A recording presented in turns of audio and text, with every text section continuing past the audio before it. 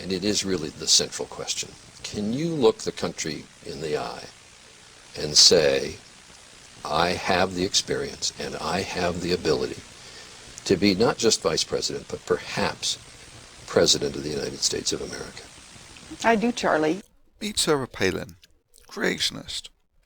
If this man wins the US elections in November and dies in office, this means Palin will become president.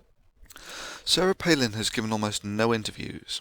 The following is taken from a 10-minute clip of one of her interviews. I believe that under the leadership, I believe that Okay, so she believes in things. What sort of things does she believe in? That our leaders, our national leaders, are sending them out on a task that is from God. That's what we have to make sure that we're praying for, that there is a plan and that that plan is God's plan. So bless them with your prayers of protection over our soldiers. So this woman believes that starting a war with Iraq was a mission from God, and that praying will protect the soldiers. Personally, I would have gone for body armour, as it seems to have a significantly better track record at stopping bullets than prayer. But then again, this is merely the suggested best course of action from the godless science that shows that the Earth is not about 6,000 years old, contrary to Palin's beliefs. Other than that, Palin seems to believe in not blinking and incessantly calling the host Charlie. you can't blink. You can't blink. So I didn't blink then even. We must not blink, Charlie.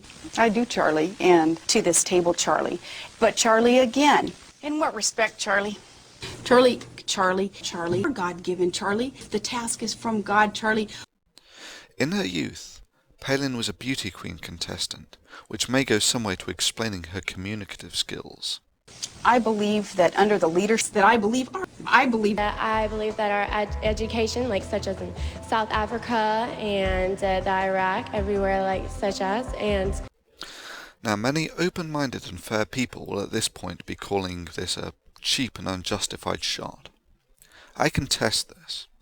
I want you to mark the following responses by Miss Teen South Carolina and Sarah Palin for articulacy, content, and how many coherent sentences they actually managed to compose.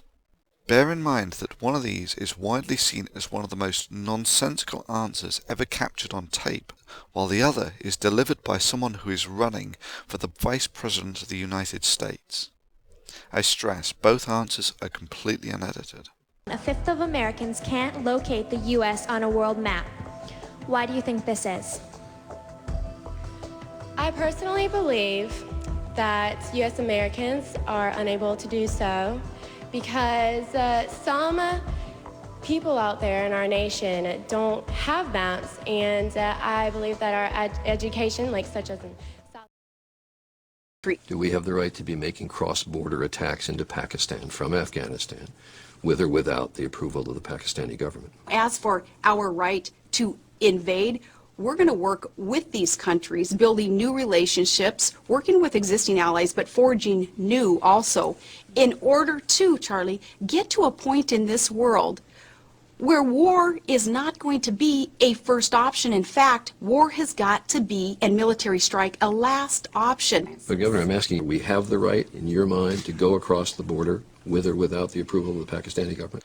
And in case you think this is merely an isolated instance, this woman has given a few interviews. This is a clip from another interview. Class families who are struggling with health care, housing, gas, and groceries.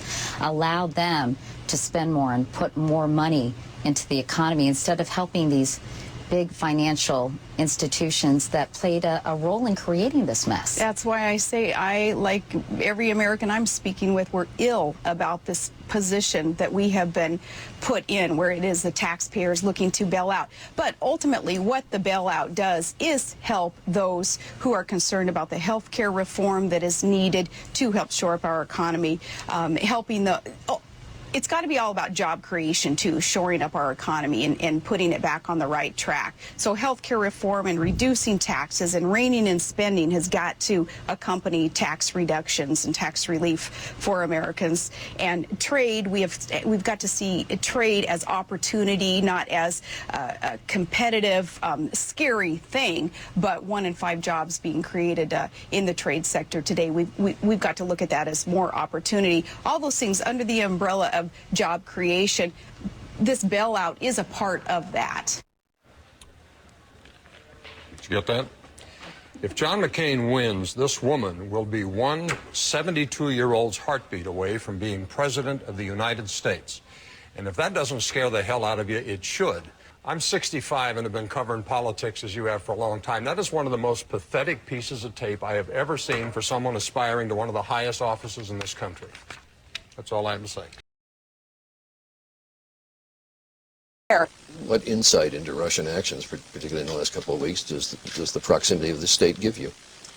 They're our next door neighbors, and you can actually see Russia from land here in Alaska. You've cited Alaska's proximity to Russia as part of your foreign policy experience. What did you mean by that? That Alaska has a very narrow maritime border between a foreign country, Russia, and on our other side, the land boundary that we have with Canada. It's funny that a comment like that was kind of made to, I don't know, reporters. Mocked? Yeah, mocked, I guess that's the word, yeah. Mocked, and rightly so. This is a price-winningly stupid answer. If Palin thinks that being able to see Russia counts as foreign policy experience, then being able to use Google Earth makes you a world-class foreign policy guru. Indeed, by Palin's reasoning, the ability to see ballistic missile subs in Russian harbours gives you expertise in TAC nuke exchanges, while being able to see fast attack Russian nuclear subs and aircraft carriers in America gives you experience in naval warfare. Have you ever met a foreign head of state? I have not, and I think if you go back in history and if you ask that question of many vice presidents, they may have the same answer that I just gave you. In fact, every vice president in the last 32 years and every living vice president has met a foreign head of state before taking office. More lying or simply not knowing. Do you agree with the Bush Doctrine? In what respect, Charlie? The Bush, well, what do you interpret it to be? His worldview? No, the Bush Doctrine, enunciated September 2002. So Palin doesn't know what the Bush Doctrine is. This is breathtaking ignorance. The Bush Doctrine, invented by this man... I call upon all nations to do everything they can to stop these terrorist killers. Thank you. Now watch this drive.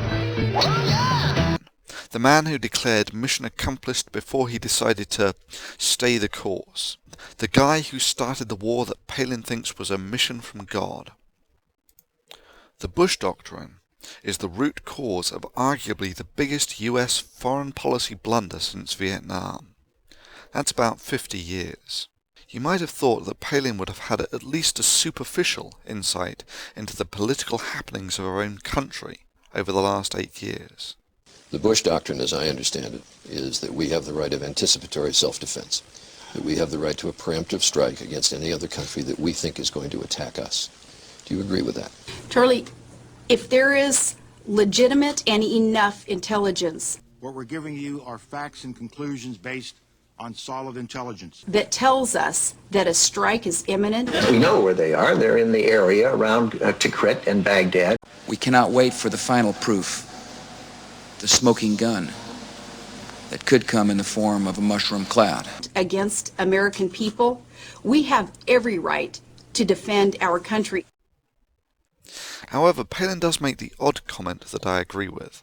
I believe that what President Bush has attempted to do is rid this world of Islamic extremism, terrorists who are hell-bent on destroying our nation. There have been blunders along the way, though. There have been mistakes made. And with new leadership, and that's the beauty of American elections, of course, and democracy, is with new leadership comes opportunity to do things better. Yeah, that's right. This is the beauty of democratic elections. You get to change your leaders for the better, and you do this by learning from the mistakes of the past. If there is one lesson that America should have learnt over the last 8 years, it's that having a grade A moron and screw-up artist as a leader is a bad thing. Please, America, don't make the same mistake again.